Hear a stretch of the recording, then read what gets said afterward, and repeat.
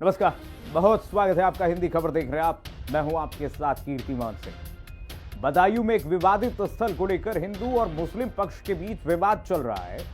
हिंदू पक्ष ने कोर्ट में अर्जी लगाकर वहां मंदिर होने का दावा किया है, जबकि मुस्लिम पक्ष का कहना है कि वहां 800 साल से मस्जिद है। कोर्ट में बहस पूरी नहीं होने की वजह से इसकी सुनवाई टल गई है और बदायूं के मंदिर मस्जिद विवाद की अगली सुनवाई 10 दिसंबर को होगी। यह विवाद धार्मिक स्थलों को लेकर चल रहे कानूनी मामलों का एक और उदाहरण है। रिपोर्ट देखिए जरा।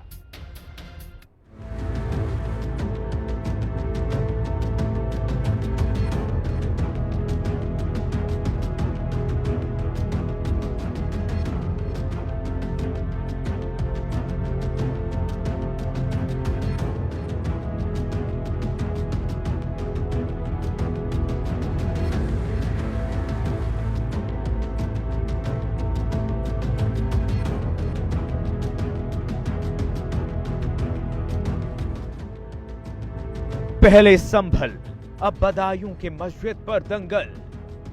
बदायूं में जामा मस्जिद या नीलकंठ महादेव का मंदिर।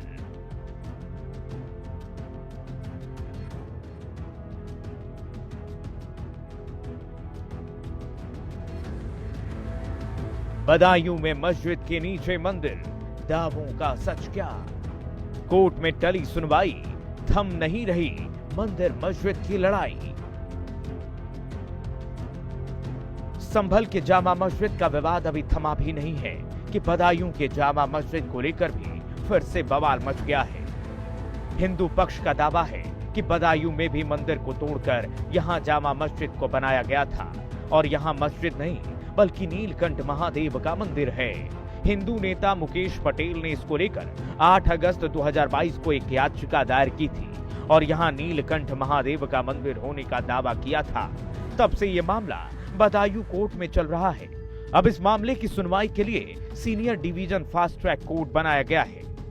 इस मामले में सरकार की ओर से बहस पूरी हो चुकी है। वहीं पुरातत्व विभाग ने कोर्ट में इसे अपनी संपत्ति बताया है।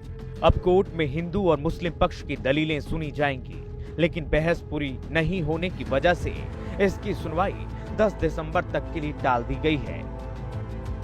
ये बदायूं की 2003-2004 की उत्तर प्रदेश सरकार की संप्रेषण पुस्तिका, उसमें क्लियर मेंशन है जामा मस्जिद के परिसर में बेगम रजिया सुल्तान का जन्म हुआ है। तो अगर कोई स्त्री गई नहीं तो जन्म कहां से हो गया? तो इसमें एक बात क्लियर है क्योंकि ये बात तय है कि किसी भी हालत में ये प्रॉपर्टी डिस्प्यूट जामा मस्जिद नहीं थी ना है, बिल्कुल। और सर्वे से ही ये निश्चित बात सही होगी, आया ये मंदिर की प्रॉपर्टी है या नहीं है। बहस ये हुई कि जो मुकदमा दायर किया है नीलकंठ महाराज की तरफ से और जामा मस्जिद को पार्टी बनाया है, तो उसमें जिन लोगों ने दावा दायर किया उन्हें दावा दायर करने का हक ही नहीं है और वो लीगल एंटिटी भी नहीं है। और जो है मंदिर की तरफ से दावा किया गया है, जो पार्टी इन्होंने बनाया है जामा मस्जिद को, तो उसमें साफ लिखा है कि तोड़ के जो है वो मंदिर तोड़ के मस्जिद बनाएगी। तो लिहाजा मंदिर अस्तित्व में है ही नहीं, 850 साल से नहीं है अस्तित्व में। तो जो दावा इन्होंने किया है, न कभी पूजा अर्चना हुई, जो दावा किया है कि हमें रोका जो है बाधा उत्पन्न ना करें, हमारे पूजा अर्चना है ही नहीं, मंदिर मस्जिद में थोड़ी पूजा करने जाएंगे। तो वो ना कभी कब्जा रहा नहीं है, तो कब्जा नहीं है और वो नहीं है तो इनका सूट जो है मेंटेनेबल ही नहीं है और इन्हें राइट भी नहीं है मुकदमा दायर करने का। अयोध्या में 500 साल की कानूनी लड़ाई के बाद भव्य और दिव्य राम मंदिर बन चुका है। काशी के ज्ञानवापी मस्जिद के अंदर ASI सर्वे के मंदिर के कई सबूत मिल चुके हैं और ये मामला कोर्ट में चल रहा है। मथुरा के श्री कृष्ण जन्मभूमि शाही ईदगाह मस्जिद विवाद की कोर्ट में सुनवाई चल रही है। इसी बीच पहले संभल, अजमेर शरीफ और बदायूं में भी मंदिर मस्जिद का महासंग्राम छिड़ चुका है। हर जगह हिंदू मंदिर को तोड़कर मस्जिद बनाने का दावा किया जा रहा है।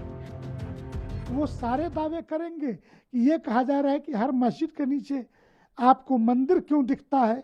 तो हम पूछना चाहेंगे कि हिंदुस्तान की हर संपत्ति, जो 2000 साल पुराना मंदिर हो या सैकड़ों वर्ष पुराने वाराणसी का यूपी कॉलेज जैसा विद्यालय हो, उसके ये वक्फ की संपत्ति कैसे दिखने लगी तुम्हें? और तुमने वक्फ के दावे कैसे कर दिए? और अगर भारत की न्यायपालिका ने यह आदेश दिया है कि इसका सर्वे होना चाहिए और जिस कानून की धारा के लिए वो रो रहे हैं कि स्पेशल प्रोविजन वर्शिप एक्ट 1991 वो ये नहीं कहता है कि ये सर्वे रोक दिया जाए। वह धारा सिर्फ इतना ही कहती है कि 1947 में मंदिर और मस्जिद की क्या स्थिति थी, तो जो स्थिति थी वही रहेगी, वो बदली नहीं जाएगी।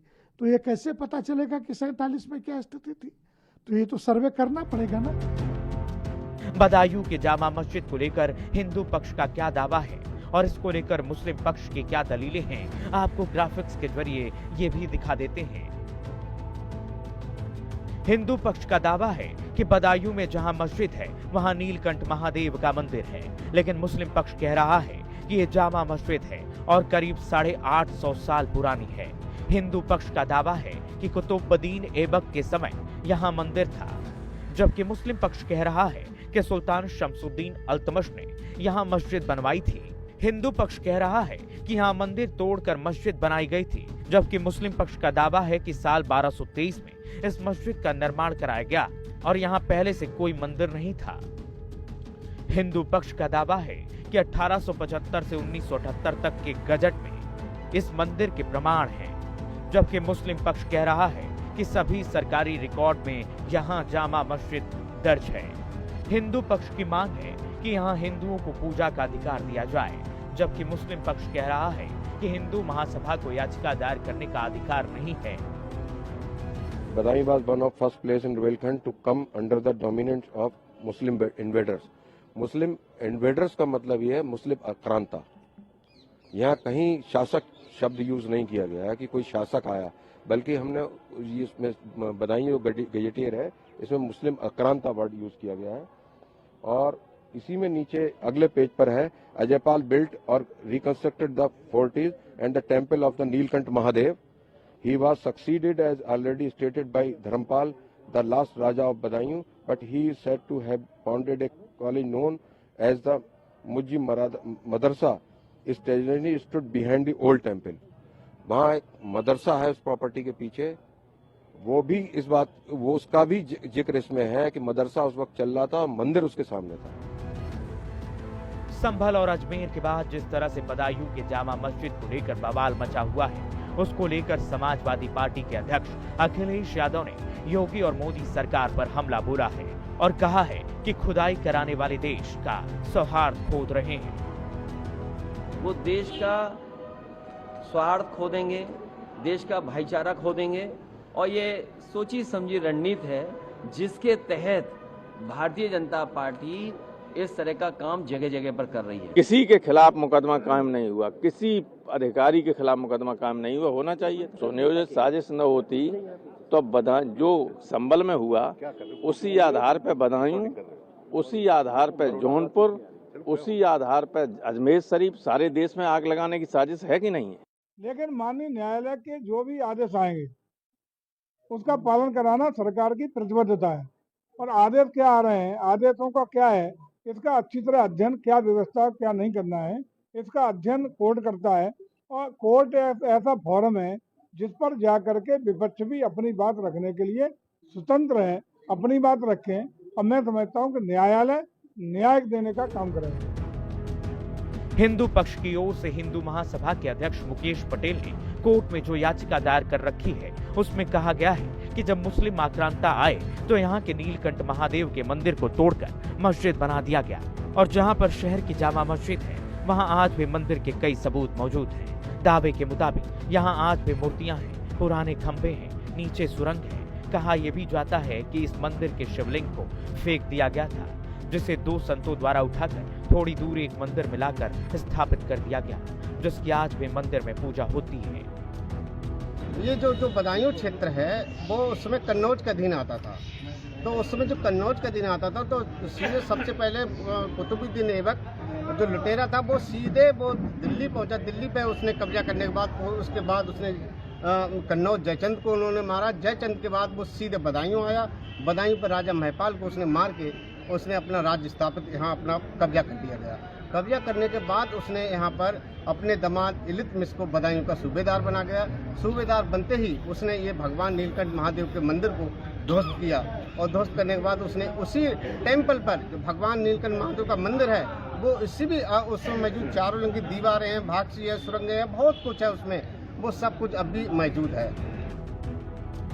बदायूं के जामा मस्जिद के अंदर नीलकंठ महादेव का मंदिर होने के दावों को लेकर सरकार की तरफ से कोर्ट में पक्ष रखा जा चुका है। पुरातत्व विभाग इसे राष्ट्रीय धरोहर बता रहा है और कहा है कि राष्ट्रीय धरोहर से 200 मीटर तक सरकार की जगह है। ऐसे में कोर्ट में इसके मालिकाना हक को लेकर सुनवाई होनी है